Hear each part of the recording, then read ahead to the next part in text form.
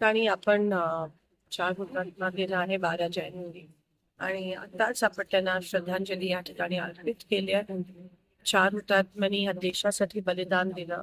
त्यांनी कधी धर्म जात पात बघितला नाही, पण या मातृभूमीसाठी बलिदान दिलं. त्यांना आज आपण वंदन करत आहोत. हे सोलापूर हे चार हुतात्म्यांचं शहर आहे. पूर्ण देशात पूर्ण जगात प्रसिद्ध जे बलिदान आमच्या सोलापुरात राहणाऱ्या ह्या चार वीर पुरुषांनी केलं, त्यांना मी श्रद्धांजली अर्पित करतो. आज योगायोग असा की आज उद्या अक्षता सोहळा पण आहे, काठी यात्रा आहे आणि पूर्ण सोलापूर कधीही कोणत्याही प्रकारचा जात पात धर्म न पाळता आपण सगळे ह्याच्यामध्ये सामील होत असतो आणि तोच संदेश ह्या चार हुतात्म्यांनी आपल्याला दिला. आज आपल्याला हे ज्या ज्या लोकांनी आपल्या देशासाठी कुर्बानी दिली त्यांना आपण त्यांची आठवण आज येते आणि कुठेतरी त्यांची कुर्बानी ही व्यर्थ नाही जायला पाहिजे.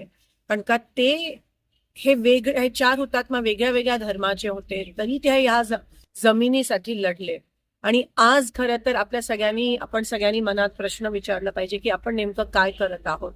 हे देश आज ज्या पद्धतीत स्वातंत्र्य सैनिक लढले या देशासाठी, त्याच पद्धतीत आता लढायची वेळ आहे. आणि जेव्हा ही लढाई असते, ही देशासाठी असते, तेव्हा कोणत्याही प्रकारची जात पात धर्म बघितले जात नाही. तेव्हाच हे देश पुढे जाऊ शकतं.